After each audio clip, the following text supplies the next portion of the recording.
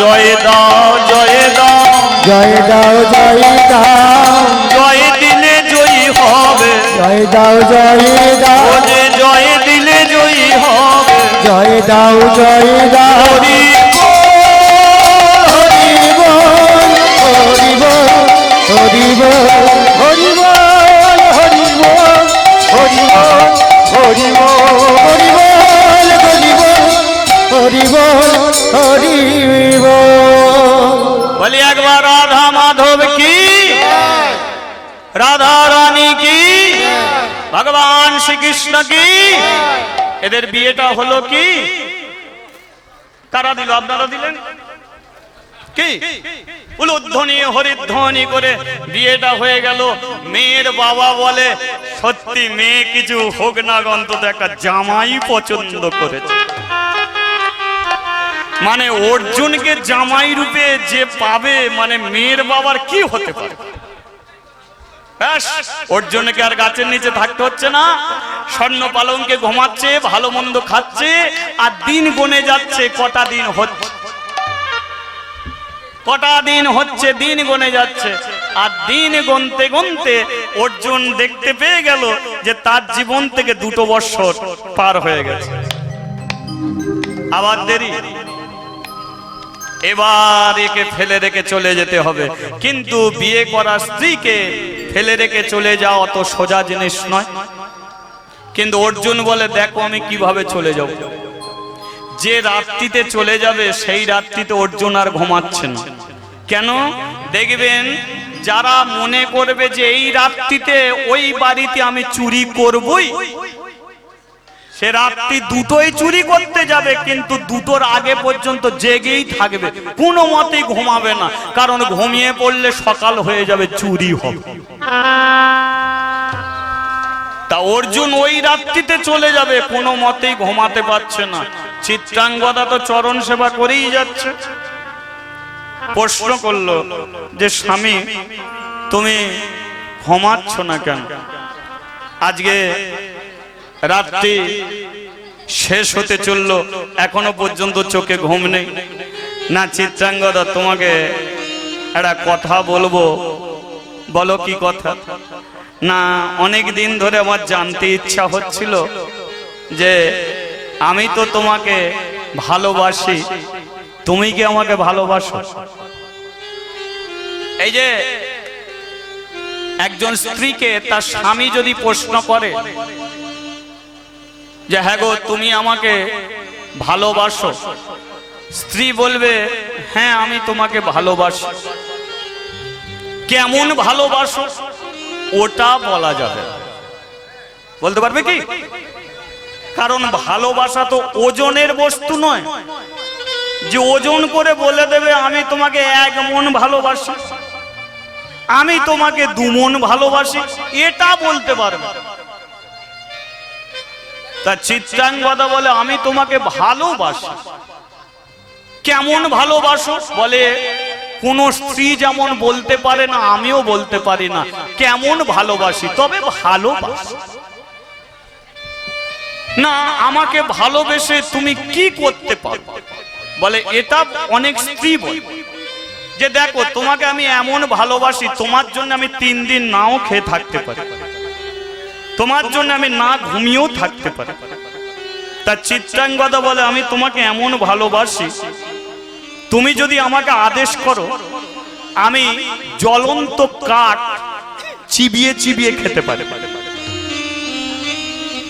তুমি যদি বলো ঘি টকবক করে ফুটবে ঘট ঘট করে খেয়ে নিতে, আমি খেয়ে নিতে পারি। কিন্তু তুমি যদি আমাকে মরতে বলো আমি মরবো না। মরতে বললে মরবে না কেন? চিত্রাঙ্গদা বলে মরে গেলে তো আমি আর তোমার সেবা করতে পারবো না। তার মানে বুঝে নিলি কেমন ভালোবাসা। এ প্রেম ऐसा चीज, প্রেম করতে 1 সেকেন্ড লাগে। চোকাচুকি দেখা হয়ে গেল, দুজনে মনের ভেতরে কি গাঁথা হয়ে গেল, তারপরেই দেখবে চিঠি লিখে জানিয়ে দিল তুমি আমার আমি তোমার, ওদের প্রেম হয়ে গেল। এ প্রেম করতে সময় লাগে না। কিন্তু প্রেমকে অনুভব করতে এক জনম নয়, জনম জনম কেটে যায়, তবু প্রেমকে মানুষ অনুভব করতে পারে। এ প্রেম কেমন বুঝে নিন। একজন স্বামী তার স্ত্রীকে এমন মেরেছে, স্ত্রী অজ্ঞান হয়ে গেছে। পাড়ার মেয়েরা চোখে মুখে জল দিয়েছে, আর জ্ঞানটা ফিরি সেই স্ত্রী কারোর দিকে তাকিয়ে দেখছে না। আমার স্বামীটা কোথায় গেল বলতে পারিস?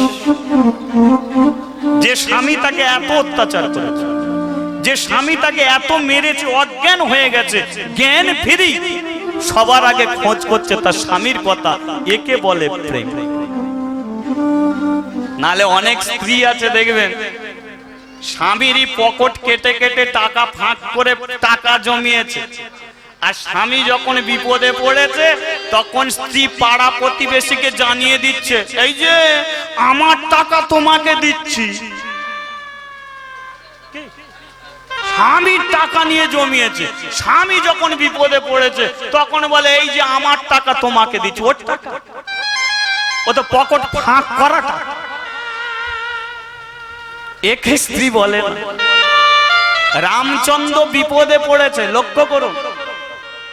শ্রী রামচন্দ্র 14 বৎসর বনবাসী, নৌকা পার হয়েছে। তার নৌকা পার হলে তার তো পারিশ্রমিক দিতে হয়, যে পার করা দক্ষিণা তো দিতে। বাসে উঠলে তো টিকিট কাটতে হয়, ট্রেনে উঠলে তো টিকিট কাটতে হয়, বাইরের দেশে গেলে তো ভিসা কাটতে হয়। তাহলে আপনি নৌকায় করে পার হবেন, পয়সা দেবেন না? দিতে হয়।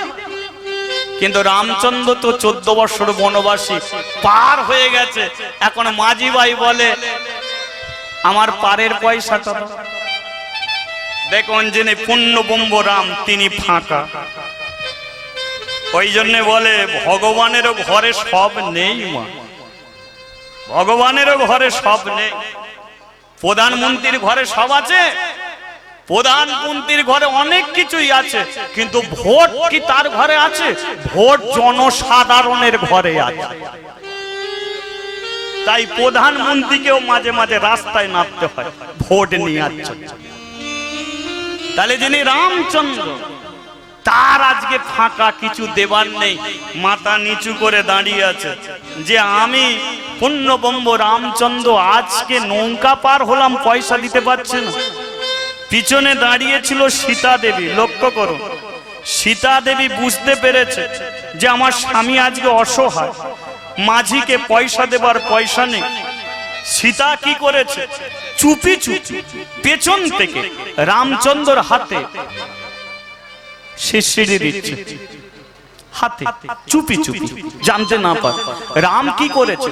আস্তে আস্তে পেছনে হাতটা বাড়িয়ে দিয়েছে, আর সীতা চুপি চুপি তার হাতে সোনার আংটিটা খুলে রামের হাতে দিয়ে দিয়েছে। রাম নিয়ে সেটা। তাহলে বুঝে নিন, স্বামী অসহায় পড়ে গেছে, লোক জানায়নি, পেছনে লক্ষণ আছে, সে পর্যন্ত জানতে পারেনি, কিন্তু রামচন্দ্রের সম্মানকে রক্ষা করে দিল সীতা দেবী। একে বলা হয় স্ত্রী। তাই শাঁখা সিঁদুর বললে হয় না, মাতা মা হওয়া কি মুখের কথা? তাই স্ত্রী সহজে হওয়া যায় না। কারো ঘরে স্ত্রী আছে, কারো ঘরে স্ত্রী আছে, স্বামীকে স্ত্রী করার জন্য আছে। কারো ঘরে পত্নী আছে, আবার কারো ঘরে পেদনী আছে। শাশুড়ি মা বরণ করতে যাচ্ছে, বৌমা বরণ করতে গিয়ে দেখতে পাচ্ছে বৌমা নয়, বোমা হয়ে আছে। ও গিয়ে তো সংসারে ফাটবে, সংসার হবে আর। বলি একবার ভগবান শ্রীকৃষ্ণ কি। তাহলে আজকে চিত্রাঙ্গদা বলছে, তোমার জন্য আমি সবকিছু করতে পারি, কিন্তু মরতে পারবো না। অর্জুন বলে, এতই যখন ভালোবাসো, তাহলে আজকে আমার একটা কথা রাখতেই হবে। বলো স্বামী, কি কথা? এভাবে নয়, তুমি তোমার সিঁদুরকে সাক্ষী রেখে প্রতিজ্ঞা করো। এই যে সিঁদুর এমন একটা দুর্বল বস্তু, সিঁদুর থাকলে স্বামী আছে সেটা চেনা যায়। কি সিঁদুর মূল্য মাত্র 2 টাকায় পাতা পাওয়া যায়, 2 টাকায় সিঁদুর পাওয়া যায়, কিন্তু সিঁদুর কোনোদিন পায়ে পরা যায় না, সিঁদুরকে মাথাতেই পরতে হয়। 2 লাখ টাকা নূপুর পায়ে পরা যায়, নূপুর কোনোদিন মাথায় পরা যায় না, আর 2 টাকা সিঁদুর কোনোদিন পায়ে পরা যায় না।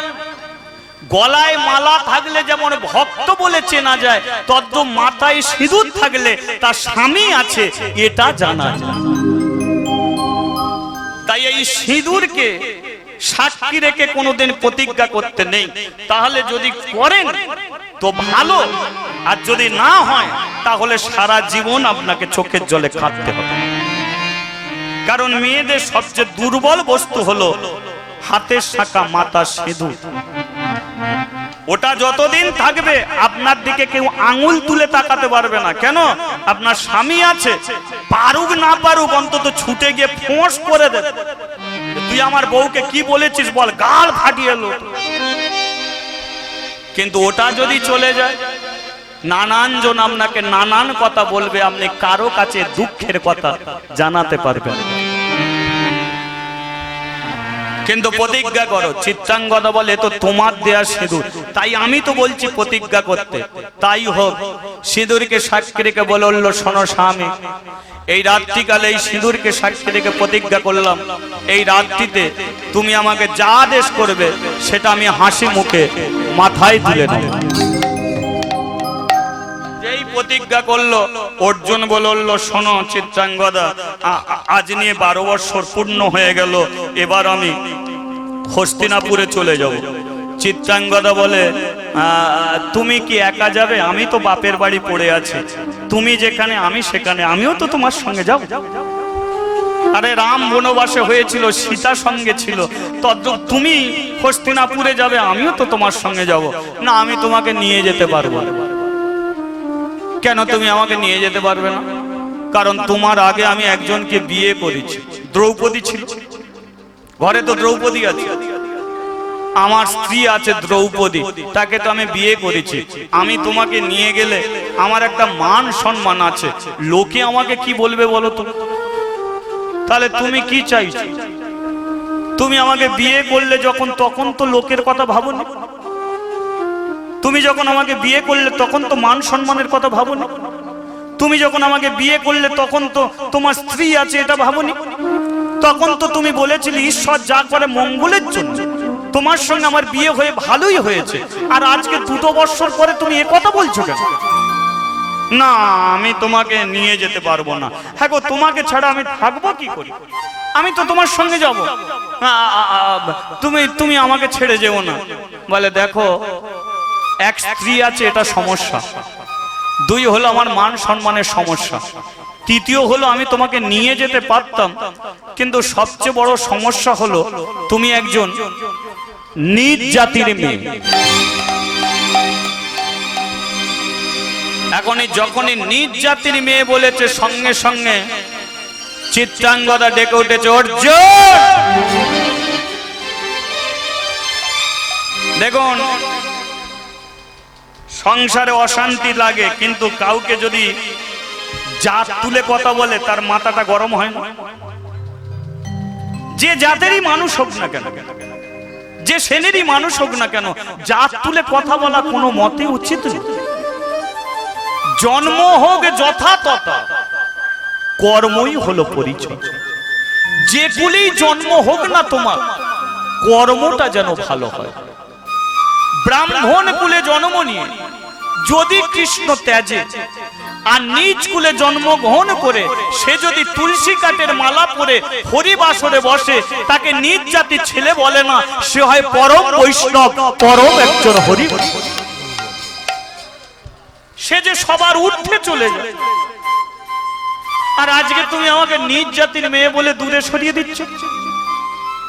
আরে তোমার সঙ্গে আমার বিয়ে হয়ে গেছে, আজকে তুমি যদি আমাকে জাত তুলে কথা বলো, এ তো অপমান আমার নয়, এ তো তোমার। তোমারই মুখের থুতু তুমি যদি ওপর দিকে ফেলো, ও থুতু তো নিজের গায়ে পড়বে। তদ্রুপ আজকে জাত তুলে তুমি কথা বলছো কেন? আমি বুঝতে পেরেছি আমার সঙ্গে তুমি ছলনা করছো, তুমি আমাকে মারো, তুমি আমাকে কাটো, কিন্তু তুমি আমাকে ফেলে রেখে যেও না স্বামী, আমাকে ফেলে রেখে যেও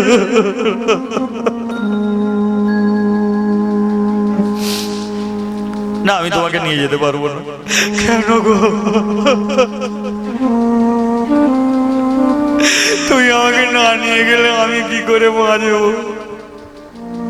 তোমাকে যে আমি বড় ভালোবেসে ফেলেছি গো, তোমার চরণ সেবা না করে তো আমি ঘুমাইনি, তোমাকে না খেতে দিয়ে তো আমি সেবা করিনি। কেন আমার সঙ্গে চলনা করছো? আমি যাবো তোমার। ছেড়ে দাও চিত্রাঙ্গদ, আমার পা দুটো ছেড়ে দাও। তুমি মাতার সিঁদুরকে সাক্ষী রেখে প্রতিজ্ঞা করেছো যে আমি যেটা বলবো তুমি সেটা শুনবে। আজকে তুমি সে কথা ভুলে যাচ্ছ কেন? তুমি কি জানো সিঁদুরকে সাক্ষী রেখে প্রতিজ্ঞা করে কেউ যদি প্রতিজ্ঞা পালন না করে তাহলে তার স্বামীর যে 3 দিনের মধ্যে অকাল মৃত্যু হয়। তোমার কাছে আমি দুটো রাস্তা খুলে দিলাম, তুমি যদি আমাকে ধরে রাখো তাহলে তোমারই জন্যে 3 দিনের মধ্যে আমার মৃত্যু হবে, তোমাকে বিধবা হতে হবে। আর তুমি যদি আমাকে ছেড়ে দাও তাহলে হাতে শাখা মাথায় সিঁদুর তুমি পরে থাকতে পারবে, আমি তোমার পাশে থাকবো না, কিন্তু শাখা তোমার পাশে থাকবে, সিঁদুর তোমার মাথায় থাকবে। মনের মধ্যে এইটুকু জানবে যে অর্জুনের কোনোদিন মৃত্যু হতে পারে না, তোমার স্বামী পৃথিবীর যে কোনো প্রান্তে বেঁচে আছে। বলো তুমি কোন দিকে যাবে? বিধবা সাজে সাজবে না সধবা হয়ে জীবন যাপন করবে? হাজার হাজার যদি নারীকে প্রশ্ন করে এর উত্তর কি দেবে? কি দেবে?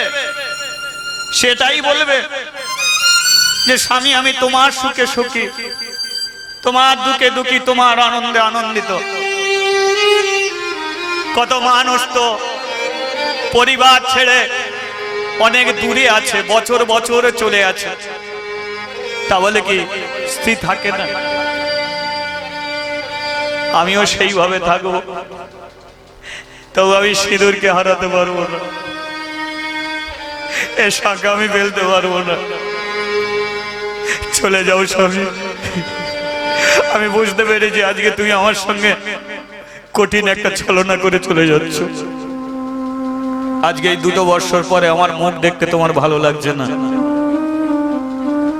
আজকে আমি তোমার পথের কাঁটা বলে তোমার মনে হচ্ছে, তাই এই কাঁটাকে তুমি দূরে সরিয়ে দিতে চাও। আমি তোমার পথের কাঁটা হয়ে আর থাকবো না, চলে যাও। দরজা খুলে রেখেছি, তবে আমি এইটুকু বলে দিই, আমি যদি সতী নারী হয়ে থাকি তাহলে এই ভুল তোমার একদিন ভাঙবে, আর সেদিনকে আমার কাছে তোমাকে ফিরে আসতেই হবে, আসতেই হবে, আসতেই হবে। আমি পথ চাই,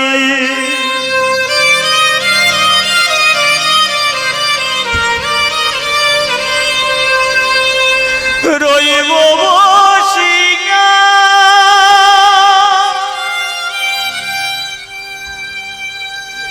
তুমি আসবে আবার ফিরিয়া,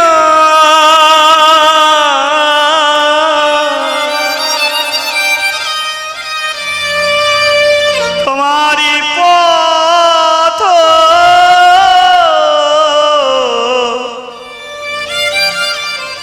তোমার পথ চাই।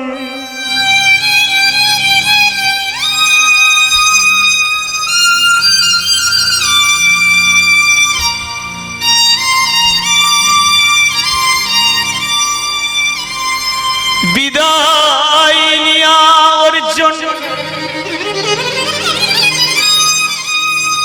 চিত্রাঙ্গদাকে ছাড়ি চলিয়া গেল। স্বামীর কত চাহি চিত্তাঙ্গদা দিন কাটিতে লাগিল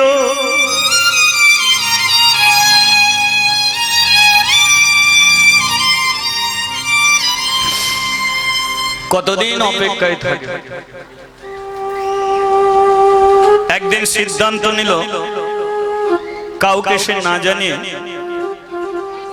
হয় সুসাইড করবে, তা নয় বিষ খাবে, তা নয় গলায় কলসি বেঁধে নদীর জলে ডুবে মরবে।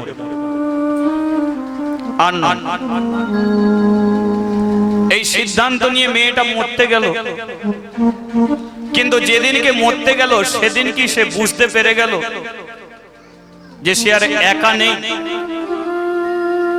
তার গর্ভে সন্তান এসে গেছে, স্বামী চলে গেছে, গর্ভে সন্তান। পাপ যেমন তার বাপকে ছাড়ে না, তদ্রূপ কোন গর্ভবতী মহিলা হাজার বস্ত্র দিয়েও গর্ভটাকে লুকিয়ে রাখতে পারে না। পারে কি? ও গর্ভ যত বড় হবে সমাজ তত জানতে পারবে যে মেয়েটার গর্ভে সন্তান আছে। চিত্রাঙ্গদা জানে যে গর্ভে যখন সন্তান এটা বড় হবে, পাড়া প্রতিবেশীরা আমাকে জিজ্ঞাসা করবে যে হ্যাঁ রে তোর এই অবস্থা, তোর স্বামী কোথায়? কিন্তু এই প্রশ্নের উত্তর আমি দিতে পারবো না, কারণ আমি প্রতিজ্ঞাবদ্ধ যে এই রাত্রির কথা কোনোদিন আমি কারো কাছে বলবো না। স্বামী নিন্দা মহাপাপ, নরকে গমন। স্বামী নিন্দা আমি কোনোদিনের জন্য করব না। এই রাত্রির কথা কোনোদিন যদি কারো কাছে বলি, আমার স্বামী বলে গেছে, বলা মাত্রই আমার স্বামীর মৃত্যু হবে।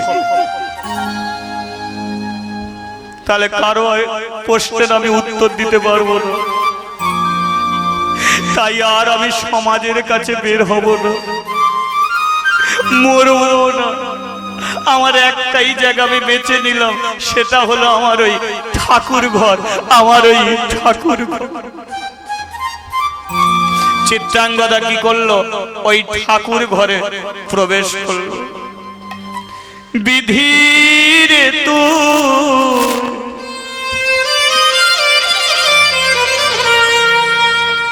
আমার কপালে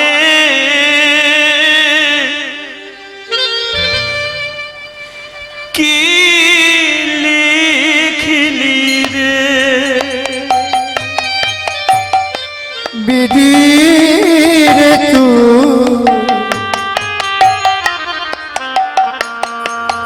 আমার কপালে কি লিখিরে তু?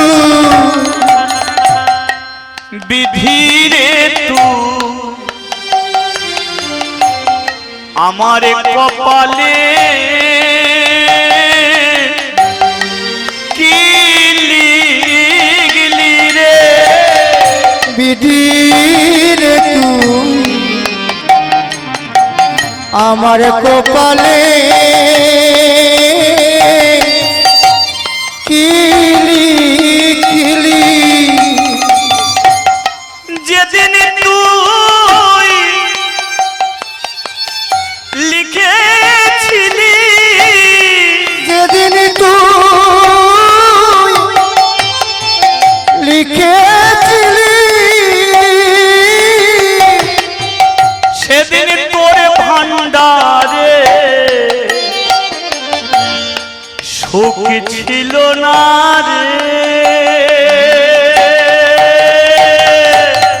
বিধিরে তুই আমার কপালে কি লিখিলি? ওই বিধিরে তুই আমার কপালে কি লিখিলি? আচ্ছা, মানুষের একটা ভাগ্য বলে তো বস্তু আছে, নেই? অনেকে বলে না তোর বাড়ির এত কেন কষ্ট হচ্ছে জানিস? তোর কপালটাই খারাপ, তোর ভাগ্যটাই খারাপ। কি তার মানে ভাগ্য দেবী, ভাগ্য দেবী যাকে নিয়তি বলা হয়, যার কপালে যেটা লেখে সেটাই হয়। তার বেশি চাইলেও আপনি পাবেন না, কমও আপনি পাবেন না, বেশিও পাবেন না। আপনার কপালে যেটা লেখা আছে সেটাই হয়। তাকে পণ্ডিত দেখতে পায় না, জ্ঞানীজন দেখতে পায় না, কিন্তু তবু আছে। তবে সবাই তাকে মানে না। যাদের রক্তের গরম তারা ভাগ্যটাকে মানে না। হুঁকদায় মানুষকে মারতে তেড়ে যাচ্ছে, ওসব কিছু জানে না পরে আমার কি হবে। কিন্তু তারা যখন পা ভেঙে দরজায় বসে থাকবে, কিরে কেমন আছিস, আমার ভাগ্যে ছিল তাই এই বয়সে পাটা ভেঙে গেল। আগে মানবে না, পরে মানবে, মানতে হবে। আজকে চিত্রাঙ্গদা বলছে, রে বিধি, তুই তো আমার ভাগ্য গণনা করেছিস, তাহলে তুই আমার ভাগ্যে কি শুধু দুঃখই দিয়েছিস, সুখ দিতে পারলি না? কেন দিতে পারিস না জানিস? কারণ তুই যখন আমার ভাগ্য গণনা করছিলিস তখন তোর ভান্ডারেই সুখ ছিল না। কি গো, আমার ভান্ডারে যদি সুখ না থাকে আমি তোমাকে সুখী করতে পারবো? তাহলে আমার যখন কপাল লিখলি তোর ভান্ডারেই সুখ ছিল, তাই আমার কপালে তুই সুখ দিতে পারলি না। তুমি নাকি দয়ালে সাগরে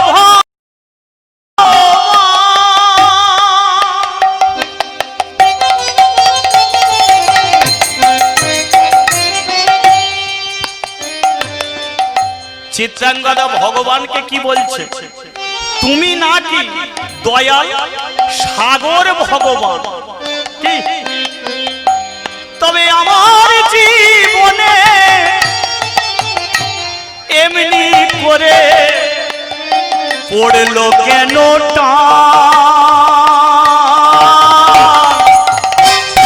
বিধিরে তুই আমার কপালে কি লিখলি রে? বিধিরে তুই আমার কপালে কি লিখিলি? যেদিন তুই লিখেছিলি সেদিন তোর ভান্ডারে সুখ ছিল না রে। বিধিরে তুই আমার কপালে কি লিখিলি? ওই বিধিরে তুই আমার কপালে কি লিখিলি?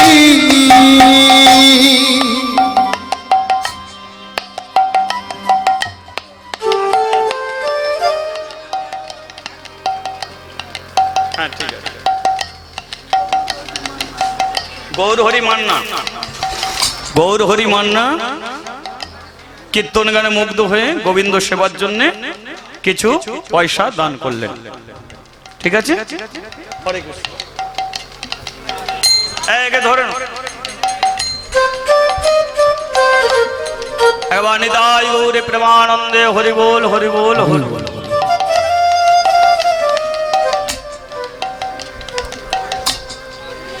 তাহলে দুঃখের কথা জানালো, জানাতে জানাতে গর্ভের সন্তান আছে, একদিন ভূমিষ্ঠ হলো।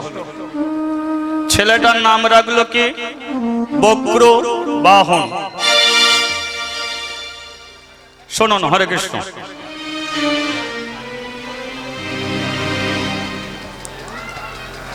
ছেলেটার নাম হলো বক্র বাহন।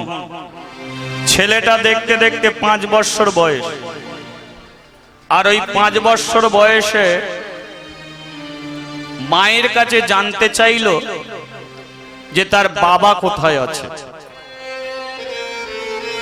মা, সবার বাবা আছে কিন্তু আমার বাবা কোথায়? চিত্রাঙ্গদা সিঁদুরকে সাক্ষী রেখে প্রতিজ্ঞা, যার কাছে অর্জুনের কথা বলবে বলার সঙ্গে সঙ্গে অর্জুনের মৃত্যু হবে। তাহলে এমন প্রতিজ্ঞা, ওর বাবা কোথা আছে বলতে পারছে না। কেন? আমি তো তোর মা। বলে তুমি তো আমার মা, বাবা তো নয়। আমার বাবা কোথা? বলো আমার বাবা কোথায় আছে? আয় খাবি আয়। না, তুমি যতক্ষণ না পর্যন্ত আমার বাবার কথা তুমি না বলো, আজ থেকে আমি তোমার হাতে খাবো না। ভেবে দেখুন চিত্রাঙ্গদার জীবনে কি দিনগুলো আসছে।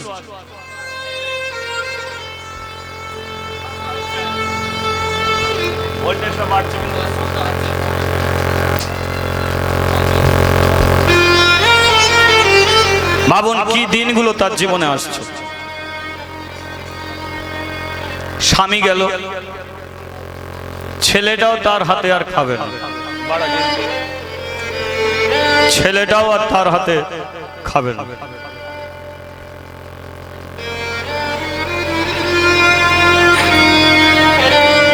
বাবা বাবা আয়, তোর বাবা কোথা আছে আমি তোকে দেখাবো। আমার গেনটা দে, এই গেনটা দে।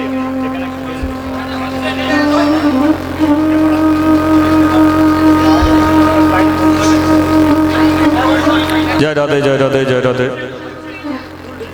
জয় রাধে, জয় রাধে শ্যাম, জয় রাধে, জয় রাধে।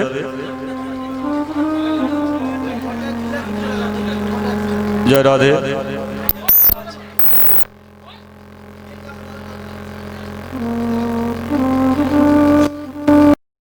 কি করবে? নিরুপায়। তার বাবার কথা তাকে আজকে জানাতেই হবে, নইলে ছেলেটা খাবে না। কিন্তু কত বুদ্ধিমতী মেয়ে, লক্ষ্য করো, কত বুদ্ধিমতী মেয়ে। আউটপুটে নেই আসে।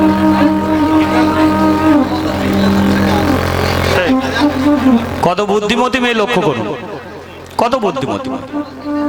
এই বকরু, তোর বাবা কোথা আছে আমি তোকে দেখাবো। টানতে টানতে নিয়ে গেল ঠাকুর ঘরে, আর কৃষ্ণর দিকে দেখিয়ে বলে কিনা তোর বাবা আছে, কিন্তু তোর বাবা কোথা আছে সেটা আমি জানি না, তবে তোর বাবাকে আমার কাছ থেকে যে কেড়ে নিয়ে গেছে সে হলো ওই শ্রী কৃষ্ণ।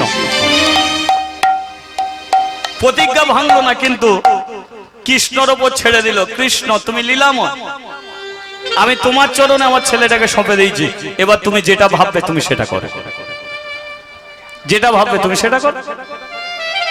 বলো কৃষ্ণ তো হাত আছে, হাত নড়ে না, চোখ আছে, চোখের পাতা পড়ে না, কৃষ্ণ কি করে আমার বাবাকে ধরে নিয়ে যাবে? বলে ওর হাত আছে, হাতও নড়ে, চোখ আছে, চোখের পাতাও পড়ে, কান আছে, কানেও শুনতে পারে, তবে ওকে ডাকার মতো ডাকলে পরে, ওকে যদি ডাকার মতো ডাকতে পারিস তাহলে দেখবি একদিন না একদিন ওই কৃষ্ণ তোর বাবাকে ফিরিয়ে দেবে। কোনোদিন তোর বাবার কথা আমার কাছে আর বলবি না। দ্বিতীয় দিন যদি তোর বাবার কথা আমার কাছে বলিস, তাহলে সেই দিন কি তোর এই মায়ের মরা মুখ তুই দেখবি। তাহলে চিত্রাঙ্গদা প্রতিজ্ঞা থেকে বেঁচে গেল। আর বজ্রবাহন ওর বাবাকে ফিরে পাওয়ার জন্য ওই প্রতিদিন এবার কৃষ্ণ চরণ তলে বসল। গিরি ধারি গোপাল ব্রজ গোপদুলা, ওগো অপরূপ লীলা তবু তরুর তোমার। গিরি ধারি গোপাল ব্রজ গোপদুলাল, ওগো অপরূপ লীলা তব তরুণ তোমার। গিরি ধারি গোপাল ব্রজ গোপদুলাল, ওগো অপরূপ লীলা তব তরুণ তোমার। যশোদার নয়নে তুমি ননিচ, নন্দ দুলাল তুমি আনন্দ কিশোর। যশোদার নয়নে তুমি নদী চোর, নন্দ দুলাল তুমি আনন্দ কিশোর। যশোদার নয়নে তুমি ননীচ, নন্দ দুলাল তুমি আনন্দ কিশোর। যশোদার নয়নে তুমি ননী চোর, নন্দ দুলাল তুমি আনন্দ কিশোর। গীতায় সারথি তুমি যাদব গোপাল। গীতায় সারথি তুমি যাদব গোপাল। গীতায় সারথি তুমি যাদব গোপাল। গীতায় সারথি তুমি যাদব গোপাল। অপরূপ লীলা তব তরুদ গিরিধারী গোপাল গজ গোপ দুলাল। ওগো অপরূপ লীলা তব তরুণ তোমার। গিরিধারী গোপাল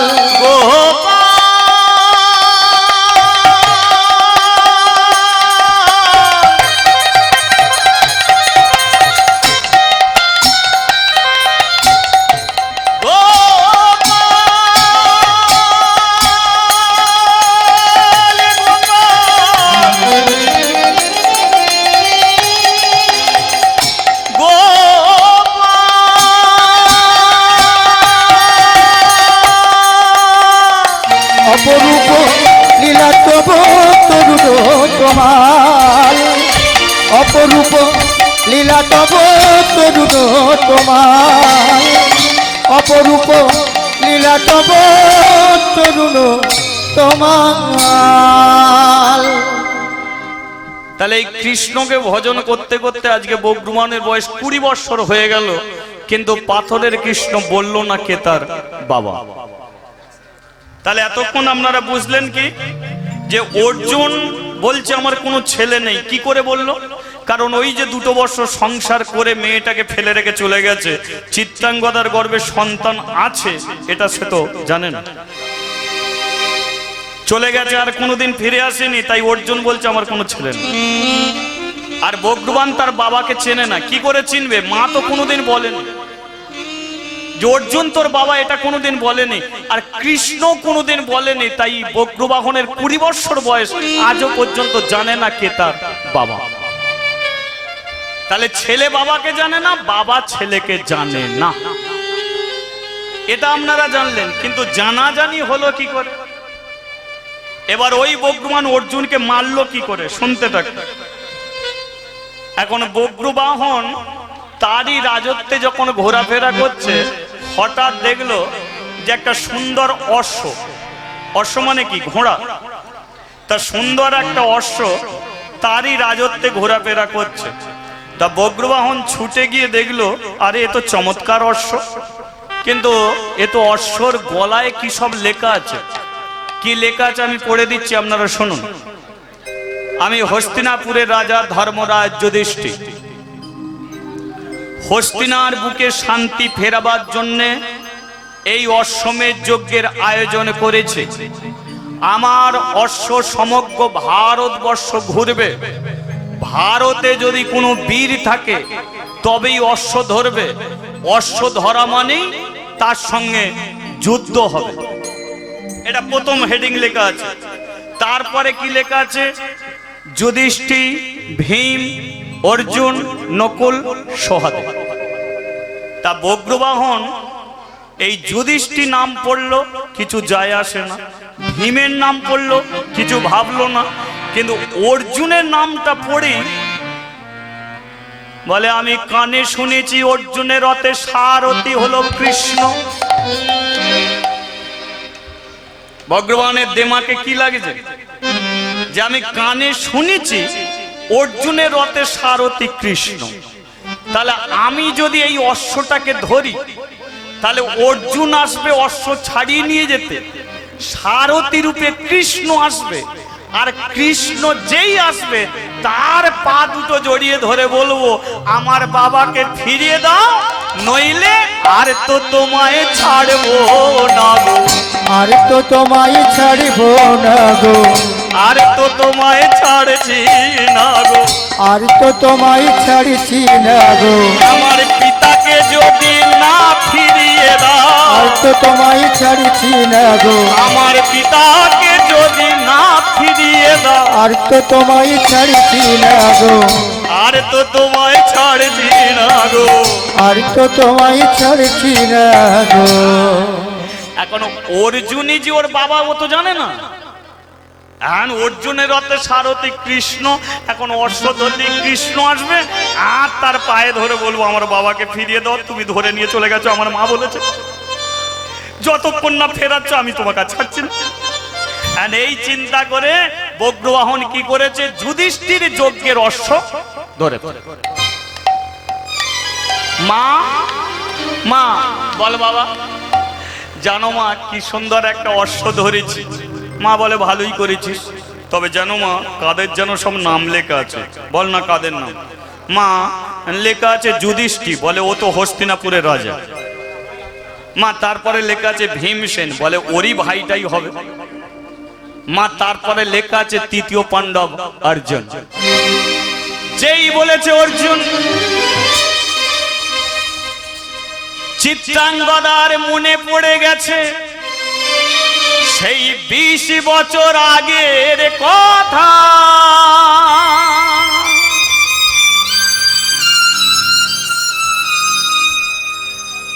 এই অর্জুন আমার হৃদয় মাঝে দিয়ে গেছে বড় ব্যথা। ছেলে তো জানে না ওরে বাবার কথা, কিন্তু আমি তো জানি। অর্জুনই যে ওর বাবা ও তো ছেলে জানে না, কিন্তু আমি তো জানি। কিন্তু অর্জুন যে কত বড় বীর, কত বড় যোদ্ধা এটাও জানি।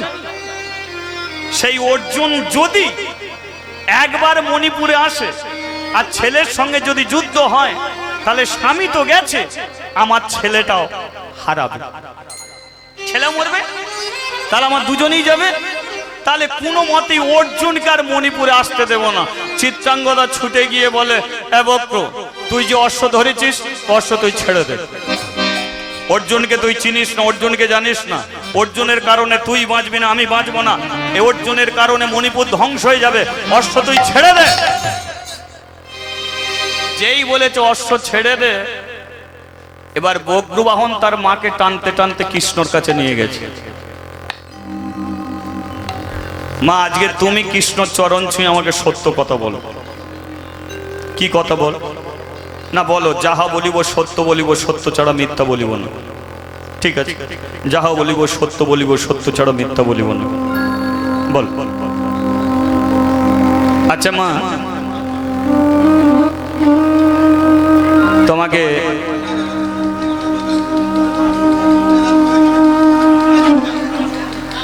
তোমাকে যুধিষ্ঠির কথা বললাম, কিছু হলো না।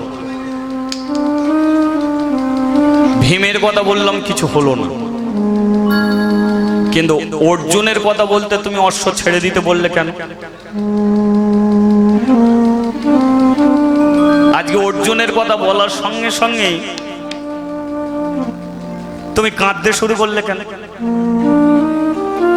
আমার মন বলছে আমার জন্মের আগে থাকতে তুমি অর্জুনকে চিনতে। কি ধরে ফেলবে না উপযুক্ত ছেলে? যে কোথাকারের কি অর্জুন, তার নাম বলতেই মা কাঁদবে? তাহলে মা নিশ্চয়ই অর্জুনকে চেনে, জানে। কিন্তু আমি জন্মের পর তো কোনোদিন অর্জুন আমার বাড়িতে আসেন, কোনোদিন তো মায়ের সঙ্গে দেখাও করেন। তাহলে অর্জুনকে চেনে, তবে আমার জন্মের আগে থাকতে। জন্মের পরে কি হয়েছে জানেন, কিন্তু জন্মের আগে অর্জুনের সঙ্গে যে একটা সম্পর্ক ছিল আমার মায়ের, এটা আমার 100% বিশ্বাস। তাহলে বলো মা, অর্জুনের সঙ্গে তোমার কিসের সম্পর্ক? দেখ বক্রু, আমি তোর বাবার কথা বলবো না। যেই এটা বলেছে, বজ্রবাহন বলে আমি তো আমার বাবার কথা জানতে চাইছিলাম।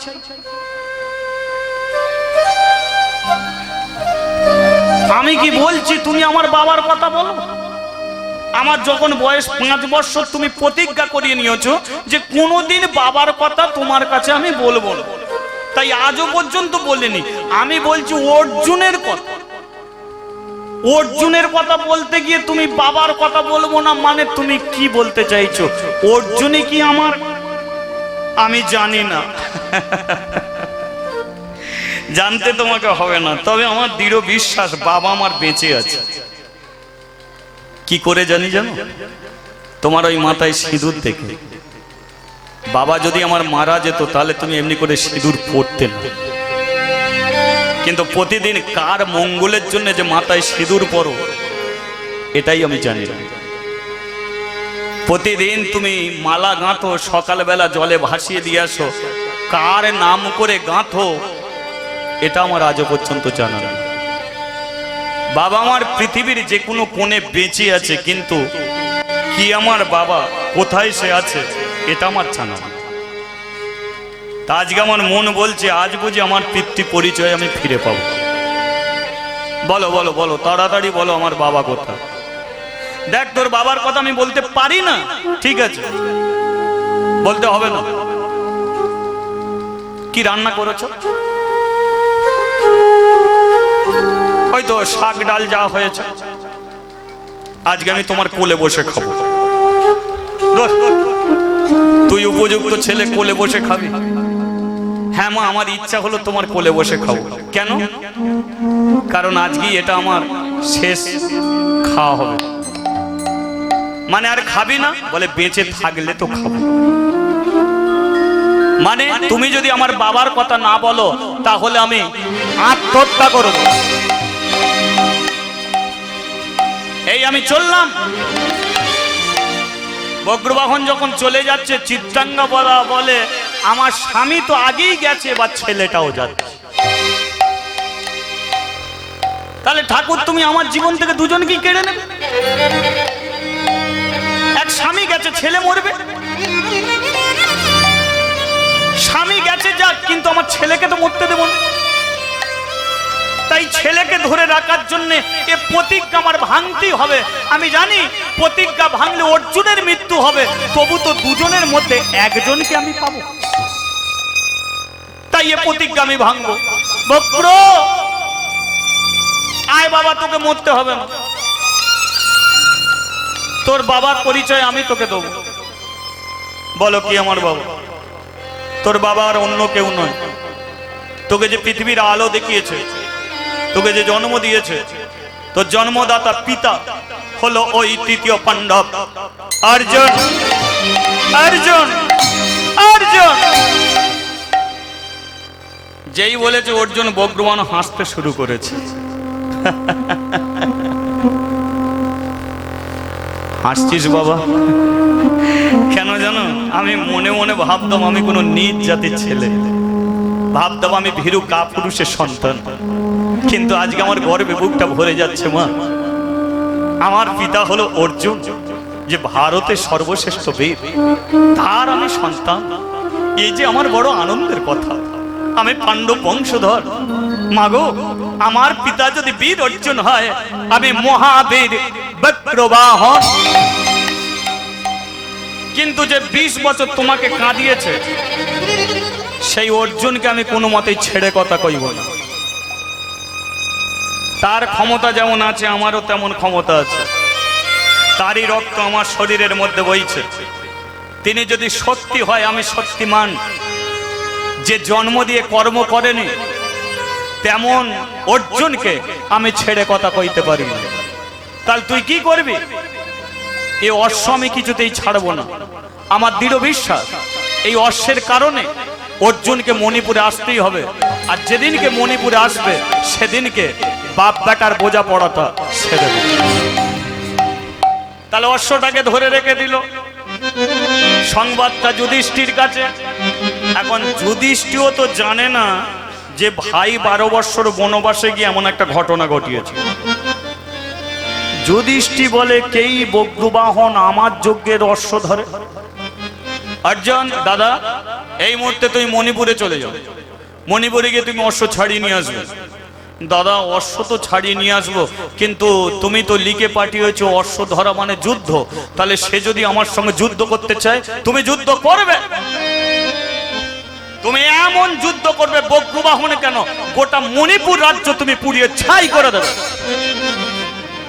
যেই বলেছে মণিপুর রাজ্য পুড়িয়ে ছাই করে দেবে, পিছন থেকে কৃষ্ণ সেও মনে মনে বলে, অর্জুন এবার আমিও দেখব কে কাকে পুড়িয়ে ছাই করে। তোমার জীবনের অহংকার, এতদিন তুমি বেঁচে আছো, এই সুযোগ আমি খুঁজছিলাম কবে তুমি তোমার ছেলের কাছে যাবে। এবার অর্জুন ওই ছেলেরই হাতে তোমার মৃত্যু। এবারে চলো সখা। আজও কৃষ্ণ অর্জুনের রথে সারথি হয়েছে, কিন্তু অর্জুনকে বাঁচাবার জন্য যাচ্ছেন, অর্জুনের মৃত্যুর কারণ হয়ে যাচ্ছে। এবারে চলো সখা সেই মণিপুর মাঝে, এবারে চলো সখা সেই মণিপুর মাঝে, এবারে চলো সখা সেই মণিপুর মাঝে, এবারে চলো সখা সেই মণিপুর মাঝে। এটাই অশ্বমের যজ্ঞে অশ্বখানি ধরিয়াছে সেজে, সেটাই অশ্বমের যোগী অশ্বখানি ধরিয়াছে সেজি। চলো সখা মণিপুর মাঝে, এবারে চলো সখা মণিপুর মাঝে, এবারে চলো সখা মণিপুর মাঝে, এবার চলো সখা মণিপুর মাঝে। বলিয়ে ভগবান শ্রীকৃষ্ণ কি। তা মণিপুরে যখনই এসেছে, রথ দাঁড়িয়ে আছে, লোক পাঠানো হয়েছে, বলিয়ে মহারাজ বজ্রবাহন কি। বজ্রবাহন বেরিয়ে আসছে। আপনারা কোথা থেকে আসছেন? আমরা হস্তিনাপুর থেকে আসছি। আপনি কি রাজা বজ্রবাহন? হ্যাঁ। আপনি কি যজ্ঞের অশ্ব ধরেছেন? হ্যাঁ। শস্য ছাড়িয়ে নিয়ে যেতে আসছে কে? শস্য ছাড়িয়ে নিয়ে যেতে আসছে হস্তিনাপুর থেকে তৃতীয় পাণ্ডব অর্জুন। যেই বলেছে অর্জুন সঙ্গে সঙ্গে ছুটে গেছে মায়ের কাছে। ও মামা, আর কোনো চিন্তা নেই, বাবা ফিরে এসেছে। বাবা ফিরে এসেছে মানে? হ্যাঁ মা, অর্জুন ফিরে এসেছে, এই আমাকে জানিয়ে দিয়ে গেল। তো তুমি তো বলতে আমার বাবা বড় বীর, বাবা বড় যোদ্ধা, তাহলে তুমি আমাকে যুদ্ধ সাজিয়ে দাও, যুদ্ধ করে আমি জানিয়ে দেবো বীরের সন্তান বজ্রবাহন। চিত্রাঙ্গদা বলে, প্রথম দেখাতেই মারপিট করবি? যে বাবার জন্য তুই এত কান্নাকাটি করতিস, আজকে সেই বাবা ফিরেছে, প্রথম দেখাতেই মারপিট করবি? তাহলে মা কি করবো বলে দাও। বলে, শোন, তোর বাবা কোনোদিন একা ফিরে আসতে পারেনি, একা আসেনি। এই যে কৃষ্ণকে দেখতে পাচ্ছিস, দেখবি ওই কৃষ্ণর পাশে তোর বাবা দাঁড়িয়ে আছে। এটা পাথরের কৃষ্ণ, সেখানে গিয়ে দেখবি সচল কৃষ্ণ সারথী রূপে দাঁড়িয়ে আছে। কৃষ্ণকে তুই দেখেছিস, ওখানে দেখলি চিনতে পেরে যাবি এটাই কৃষ্ণ। আর ওরই পাশে যেটা দাঁড়িয়ে আছে সেটাই জানবি তোর জন্মদাতা পিতা তৃতীয় পাণ্ডব অর্জুন। সর্বপ্রথম কৃষ্ণ চরণে প্রণাম করবি, কারণ তার আশীর্বাদ ছাড়া মানুষের মনের ইচ্ছা পূর্ণ হয়। তারপরে তোর বাবার চরণ তলে ষষ্ঠাঙ্গে প্রণাম করবি। আর ষষ্ঠাঙ্গে প্রণাম করে প্রথমে তুই আমার কথা বলবি না, প্রথমে তোর কথা বলবি। বজ্রবাহন বলে, আমি তো আমার কথা বলবো, কিন্তু যদি আমায় চিনতে না পারে, ও মালাটা দেখাবি। ছেলে বলে, ও তুমি এরই নাম করে মালা গাঁথতে সকালবেলা ভাষাতে। বল, চুপ করে, এখন কথা কই, যেটা বলছিস এ মালা দেখালেই চিনতে পারবে। আর মা, মালা দেখালেও যদি চিনতে না পারে, তখন তুই আমার নাম বলবি। আর নামটা বললি যখন চিনবে, আসতে হয়তো চাইবে না, কিন্তু একবার আমার কাছে নিয়ে আসবে। আবার কান্নাকাটি, একবার নিয়ে আসবে মানে সারা জীবনের মতো তোমার কাছে ফিরিয়ে আনছে। কি শাড়ি পরে আছে, আলমারি থেকে ভালো একটা শাড়ি বার কর, সুন্দর শাড়ি বার কর, নানান রকমের রান্না করো, বাবা যেগুলো খেতে ভালোবাসতো সেগুলো রান্না করো, আমি যাব।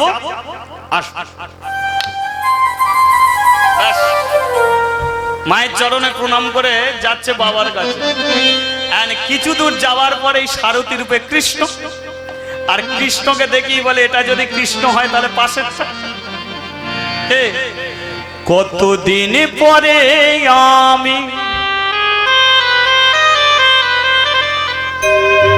পাবো পিতা, পাবো গো পিতার চরণ, ধন্য হবে আমার মন প্রাণ, ধন্য হবে এ জীব। কতদিন পরে আমি পাবো গো পিতার চরণ, ধন্য হবে আমার মন প্রাণ, ধন্য হবে এ জীবন। কতদিন পরে আমি পাবো গো পিতার চরণ, ধন্য হবে আমার মন প্রাণ, ধন্য হবে জীব। কতদিন পরে আমি পাবো গো পিতার চরণ, একটু অপেক্ষা করো, ধন্য হবে আমার মন প্রাণ, ধন্য হবে জীবন। কৃষ্ণর চরণে প্রণাম করে ভগবান হাতটা তুলে বলে আয়ুষ্মান ভব, আয়ুষ্মান ভব, আয়ুষ্মান ভব। আস্তে আস্তে অর্জুনের চরণে প্রণাম করে।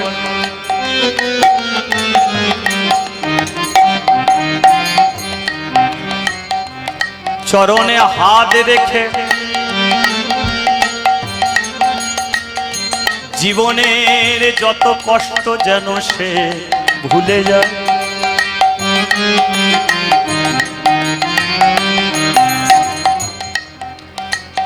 কতদিন কত রাত কেঁদেছি নয়ন জলে, কোনো একদিন পাবো দেখা আশা ছিল যে মনে। কতদিন কত রাত কেঁদেছি নয়ন জলে, আমি জানি আসবে কোনো একদিন ছিল ভেবেছি মনে মনে, তোমারই চরণে এবার নিলাম সর, ধন্য হলো এ জীব আমার, ধন্য হলো এ জীবন। ও গো পিতা গো, ধন্য হলো এ জীবন, ও গো পিতা গো, ধন্য হলো এ জীবন।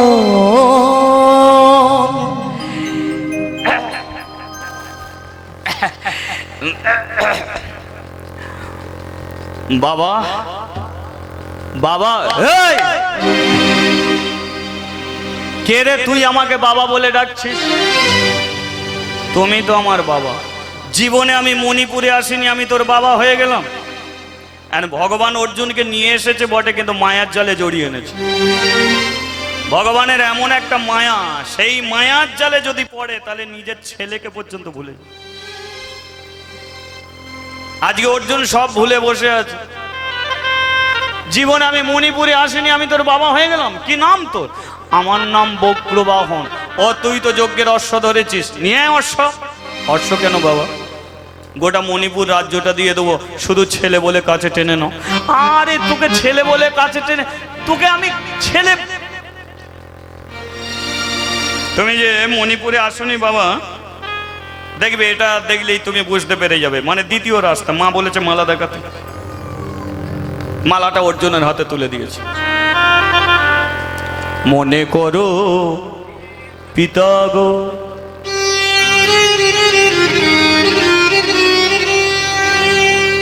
এমনি সুন্দর মালা গাঁথি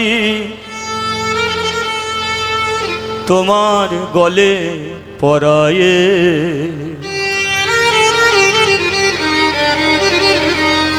তোমার স্বামী রূপে করেছিল বড়।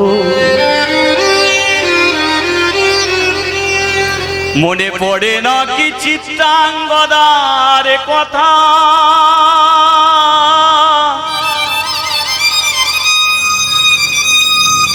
ও গো পিতা পিতা গো।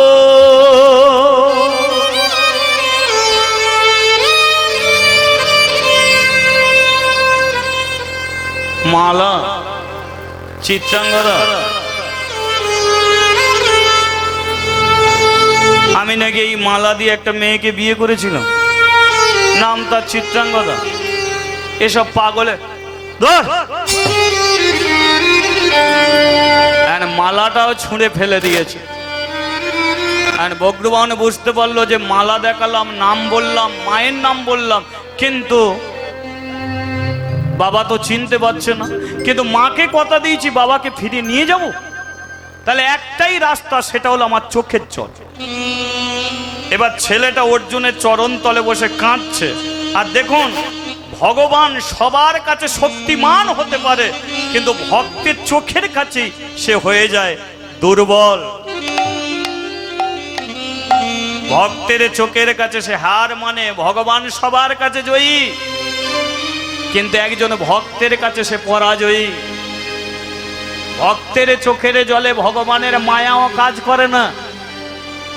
আজকে ছেলেটা যত কাঁদছে, অর্জুনের ভেতরে যে মায়া ছিল, মায়াটা কেটে গেছে। আর যেই মালাটা কেটে গেছে, অর্জুন আস্তে আস্তে চিনতে পারছে।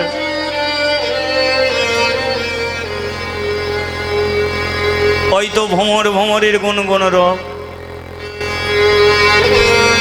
ওই তো কাশ ফুল ফুটে আছে। এ তো আমি মণিপুরে এসেছিলাম,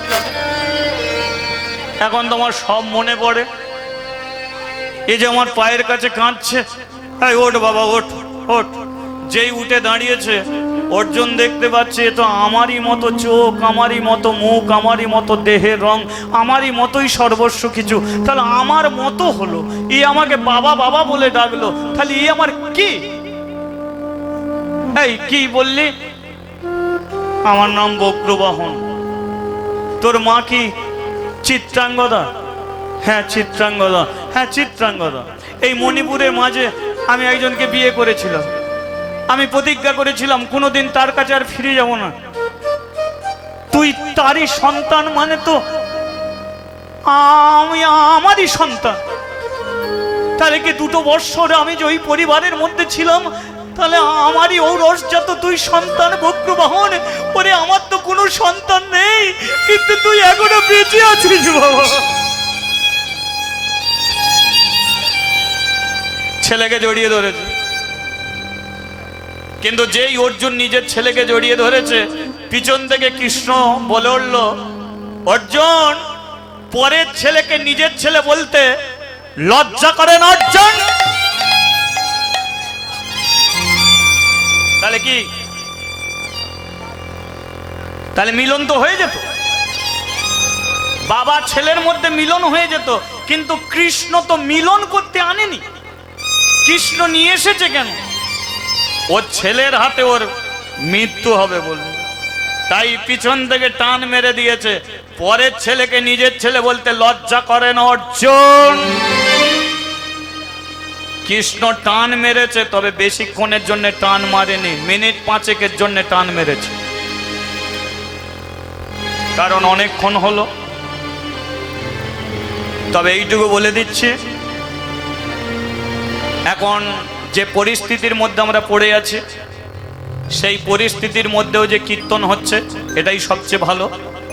কারণ অনেক জায়গায় প্রশাসন এর মত দিচ্ছে না। কারণ শুধু ভারতে নয়, সমগ্র পৃথিবী জুড়ে যে ভাইরাস আসছে সেটা হলো করোনা। যে করোনা ভাইরাসের আজও পর্যন্ত ওষুধ ওঠে নাই, ভ্যাকসিন ওঠে নাই। তাই যতটুকু আমরা সাবধানে থাকবো ততটুকু আমাদের মঙ্গল। আজকে এমন আছি, কালকে কেমন থাকবো সেটা জানি না। আর তাছাড়া এটা বড় ছোঁয়াচে ভাইরাস, কার শরীরে আছে কিভাবে প্রবেশ করবে এটা আমরা জানি না। তাই সরকার নির্দেশ মতো আমাদের মেনে চলা উচিত, বা সেইভাবেই আমাদের থাকা উচিত। আগে কীর্তনের শেষে একটু আনন্দ হতো, নাচ গান হতো, কিন্তু আমি জোড়াত করে বলছি সেটা এই সময় কোনো মতেই সম্ভব নয়। তাই আমার লীলাটা শেষ হবে, আমরা একে একে বাড়ি ফিরব। আমাদের পক্ষে এই নাচ গান এগুলো করা সম্ভব নয়। একে অপরের মধ্যে এভাবে জড়ানোটা ঠিক নয়। কারণ আপনারা ভালো, সমস্যা আমার থেকেও তৈরি হতে পারে। তাই একে অপরে আমরা দূরে থাকবো, এটুকু আপনাদের কাছে জানানো। জয় রাধে, জয় রাধে, হরে কৃষ্ণ। তাহলে আজকে লক্ষ্য করুন, কৃষ্ণ টান মেরেছে, তবে বেশিক্ষণের জন্য নয়, মিনিট 5-এর জন্য। অর্জুন, তুমি পরের ছেলেকে নিজের ছেলে বলছো? এ আমাকে বাবা বলে ডাকছে, এ তোমাকে বাবা বলে ডাকছে বলি তুমি এর বাবা হয়ে গেলে? তাহলে কি করব? ওকে লাথি মেরে দূর করে দাও। যেই বলেছে লাথি মেরে দূর করে দাও, কি বজ্রবাহন বলে এই কি আমার সেই ঘরের কৃষ্ণ?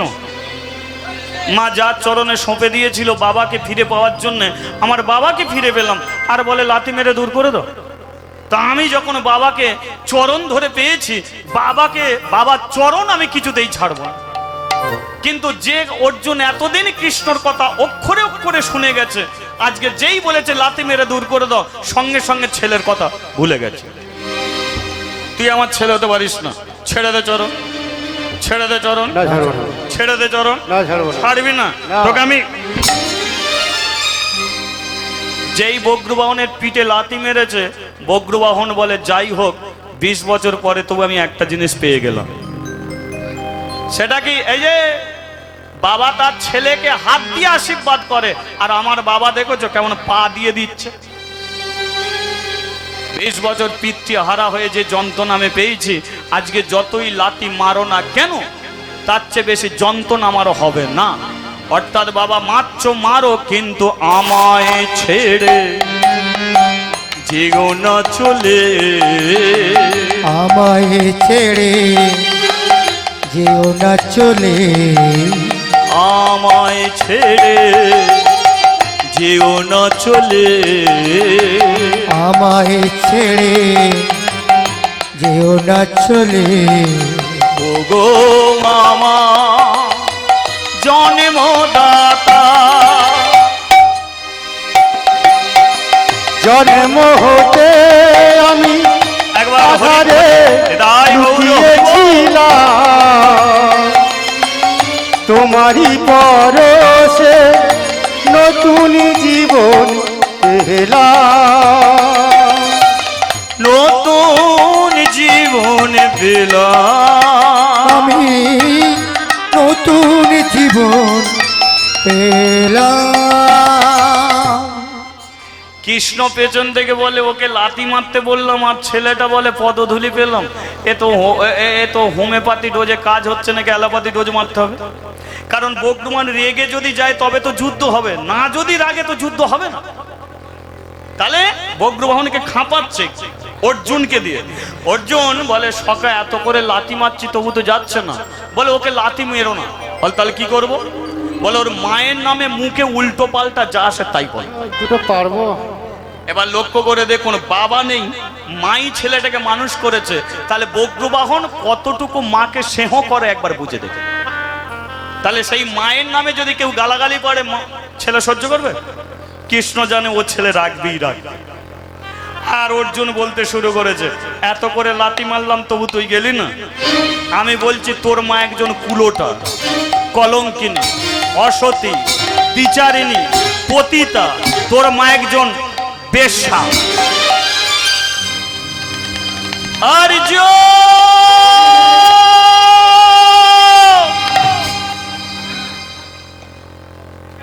যে মা আমাকে মাতৃ স্নেহ দিয়ে বড় করলো তাকে কুলোটা বললে, তাকে কলঙ্কিনী বললে, তাকে অসতী বললে, তাকে পতিতা বললে, তাকে বেশ্যা বললে।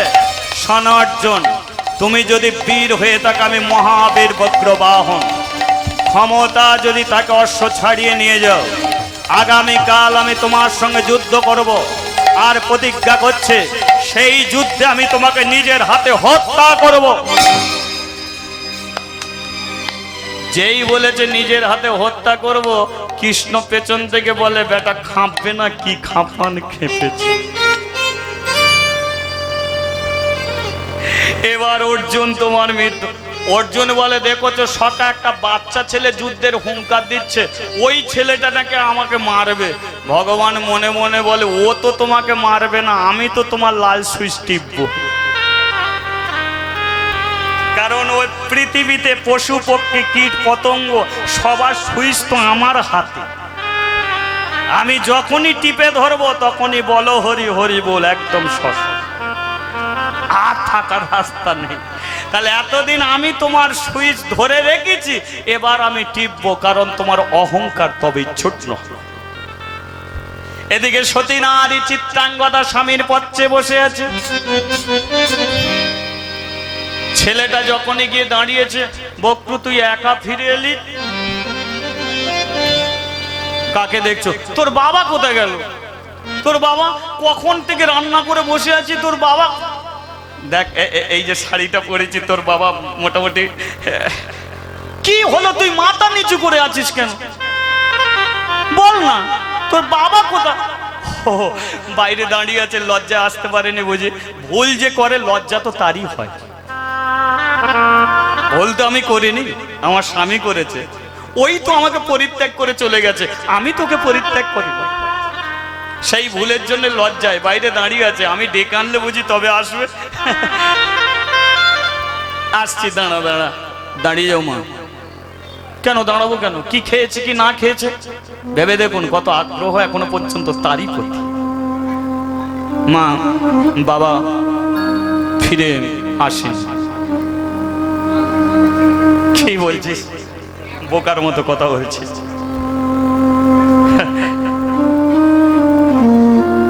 আসছে তো, আসেন। তোর বাবা তোকে চিনতে পারেনি, পেরেছে, চিনতে পেরে আদরও করেছে। বাবাকে আমি আনতে পারিনি, কিন্তু বাবা যেভাবে আমাকে আদর করেছে আমি তোমাকে দেখাতে পারি। আমার পিঠের দিকে তাকিয়ে দেখো।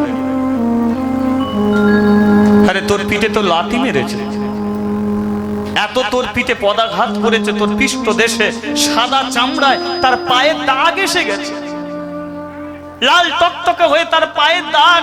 তুই মণিপুর রাজ্যের রাজা, তোর পৃষ্ঠ দেশে কেমনি করে লাথি মেরেছে তোমারই পতি দেবতা। 20 বছর যার তুমি পথে বসেছিলে, 20 বছর যাকে পাওয়ার জন্য কৃষ্ণ চরণ তলে আমি চোখের জল দিয়ে গেছি, সেই তৃতীয় পাণ্ডব অর্জুন বাবা ফিরে আসতে পারেনি, আমাকে পদাঘাত করে দূরে সরিয়ে দিয়েছে। এটাও আমি মেনে নিয়েছি, তবু আমি চরণ ছাড়িনি। কিন্তু তুমি তাকে এত ভালোবাসো, কিন্তু সে তোমাকে কি বলেছে জানো? তুমি নাকি কুলোটা, তুমি নাকি কলঙ্কিনী, তুমি নাকি একজন বেশ্যা। চুপ কর বন্ধু, চুপ কর।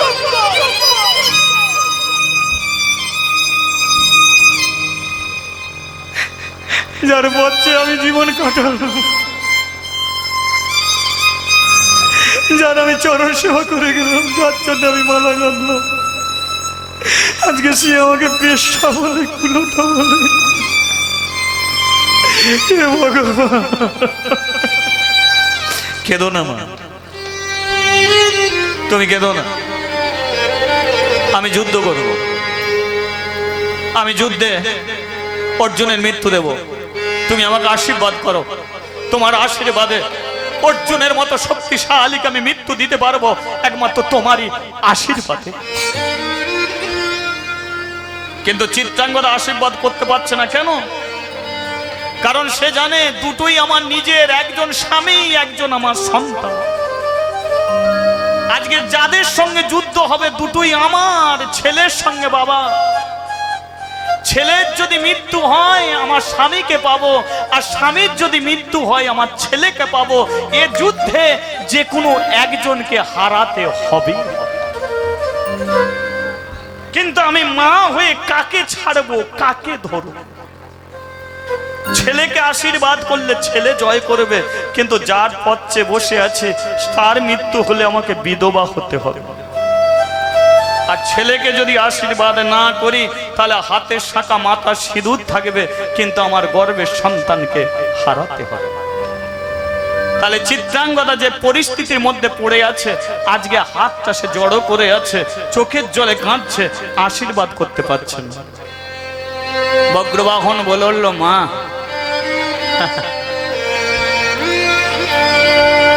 তোমাকে আর চিন্তা করতে হবে না,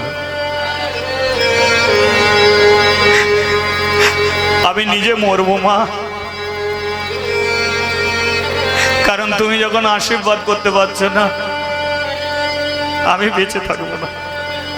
তবে আমি যুদ্ধ করব মা, যুদ্ধ করব। তুমি এইটুকু আশীর্বাদ করো, আমি অর্জুনকে মারতে চাই না, অর্জুনের হাতে যেন আমার মৃত্যু হয়। আসছে মা, কারণ আমি যে তোমাদের দুজনকে বড় ভালোবাসি, কেউ না জানলে আমি জানি। তুমি স্বর্গাদপি গরিয়সী,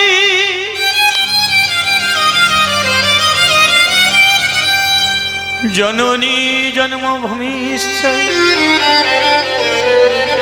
স্বর্গাদপি গরিয়সী, পিতা স্বর্গো পিতা ধর্ম পিতা হি পরমন্তাপ, পিতরি পিতিমা পন্নে পিয়ন্তে সর্বদেবতা। তুমি স্বর্গাদপি গরিয়সী, তুমি যে আমার মাতা, ধরণীর চেয়ে মহান সেজে দাঁড়িয়ে আছে পিতা। তুমি স্বর্গাদপি গরিয়সী, তুমি যে আমার মাতা, ধরণীর চেয়ে মহান সেজে ওই দাঁড়িয়ে আছে পিতা। আমি চলে যাই, শুধু বলে যাই, আমি চলে যাই, শুধু বলে যাই, জনম জনম এই চরণে হাত পাই যেন ঠাই। আমি চলে যাই, শুধু বলে যাই, জনম জনম ওই চরণে পাই যেন ঠাই। বিদায় চির বিদায়, বিদায় চির বিদায়, বিদায় চির বিদায়, বিদায় চির বিদায়, বিদায় চির বিদায়, বিদায় চির বিদায়। যাই হোক, ভগবানের কাছে প্রার্থনা করি আপনারা ভালো থাকবেন, পাঁচজনকে ভালো রাখার চেষ্টা করবেন, নিজে সেবা পাবেন, পাঁচজনকে দেবার চেষ্টা করবেন। এই পৃথিবীতে খেয়ে আনন্দ নয়, খাইয়ে আনন্দ, নিয়ে আনন্দ নয়, দিয়ে আনন্দ। তাই আমি ভালো থাকবো, আপনারাও ভালো থাকবেন। আর এই পরিস্থিতির মধ্যে এতক্ষণ আমরা সময় কাটালাম, সৎসঙ্গে থাকলাম। এখন তো এই সঙ্গটা অনেক জায়গাতেই বন্ধ হয়ে আছে। মেদিনীপুরের অধিকাংশ জায়গাতেই আমি কীর্তন করি, কিন্তু অনেক ভক্তের জন্য প্রশাসন মত দেয় না, তাই বন্ধ থাকে। তাই আর কোনোদিন আসা হয় কি না হয়, শুধু এইটুকু বলে যাই, অল্প বয়সে আমার বাবাকে হারিয়েছি, আমার মাকেও আমি হারিয়েছি। আমার বাবাও নেই, মাও নেই, কিন্তু আপনারাই আমার পিতামাতা গুরুজন। এইটুকু শুধু বলবো, দূর থেকে হোক কাছ থেকে হোক একটু আশীর্বাদ করবেন। আপনাদের আশীর্বাদ থাকলে আবার আমি আপনাদের কাছ থেকে কাছে আবার ফিরে আসতে পারবো।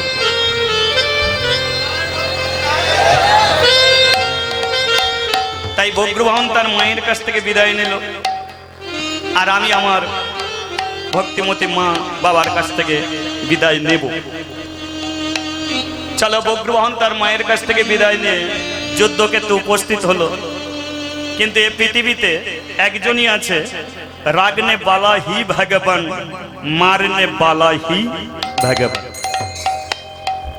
রাখে হরি তো মারে কে, মারে হরি তো রাখে কে।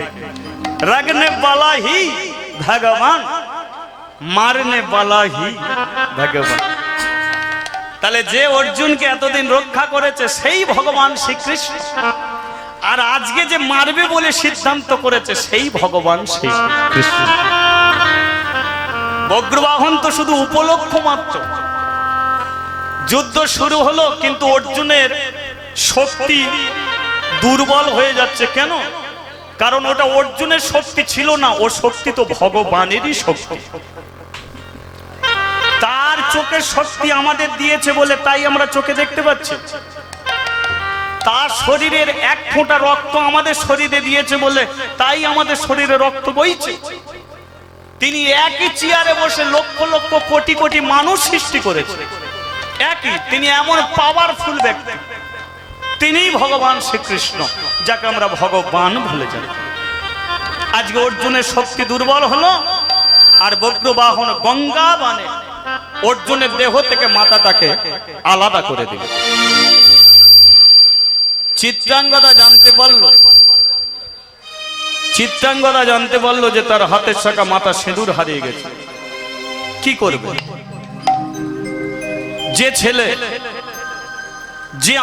ছেলে আমার সিঁদুর মুছে দেয়, সেই ছেলেকে আমি কেন বাঁচিয়ে রাখবো? যে ছেলে আমার স্বামীকে কেড়ে নিলে, সেই ছেলেকে আমি বাঁচাবো। বজ্রবাহন আমার স্বামীকে মেরেছে, আমি আমার ছেলেকে নিজের হাতে হত্যা করব। হাতে খড়গ তুলে নিয়ে ছুটেছে বজ্র।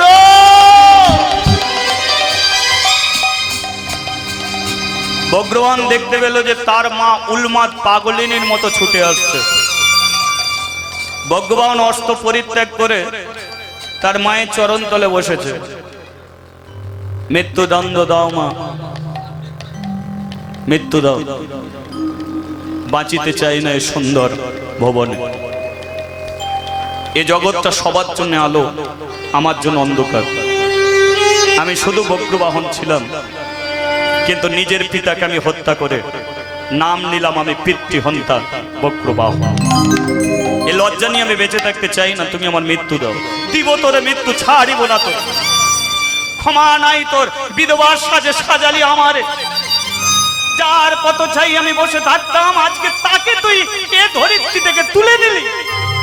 তাই তোরে ছাড়ব না, বেঁচে থাকার অধিকার তোর নাই, তাই তোকে আমি নিজের হাতে।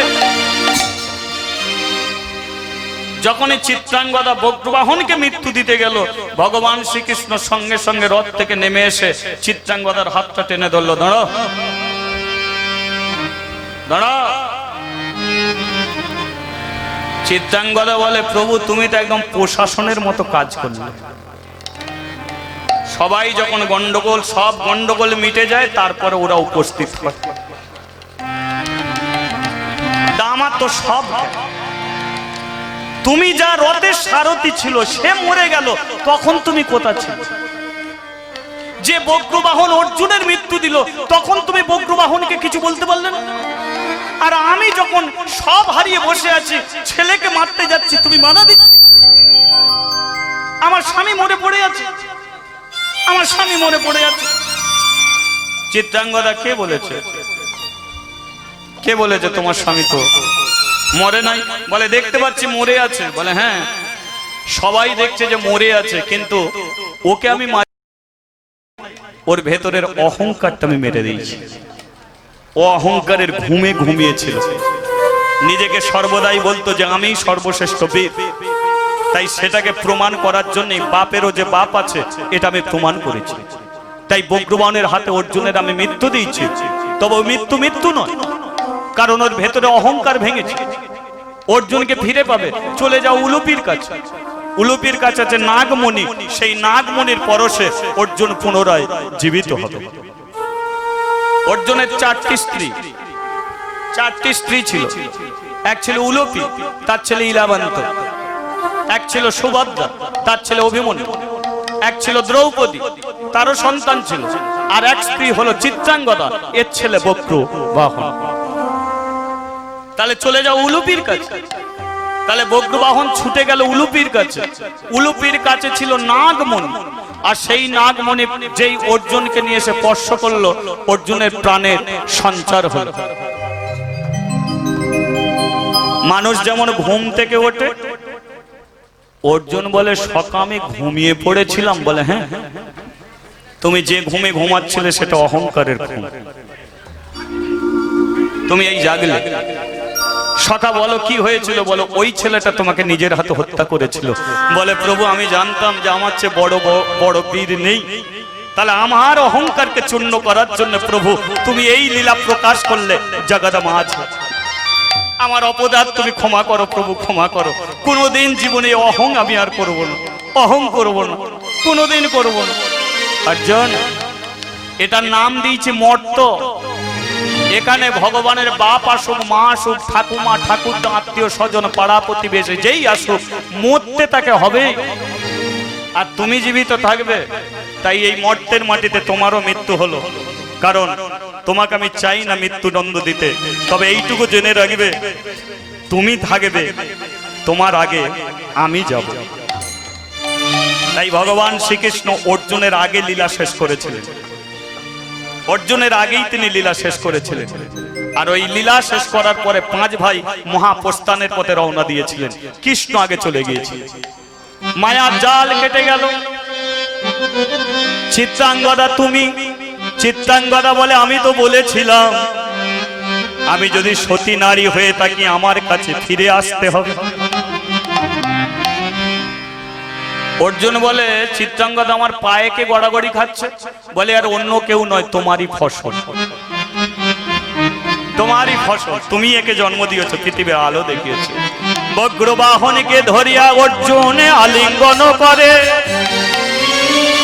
চৌদিকে ভক্ত মন হরি হরি বলে, হরি হরি বলে। ভক্ত আর ভগবানের মিলন হইল,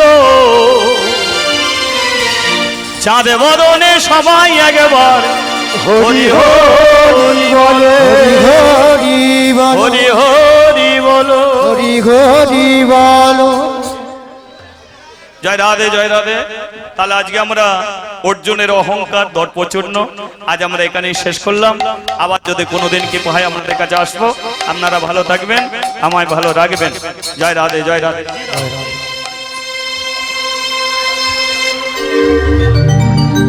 জি জি, জয় রাধে।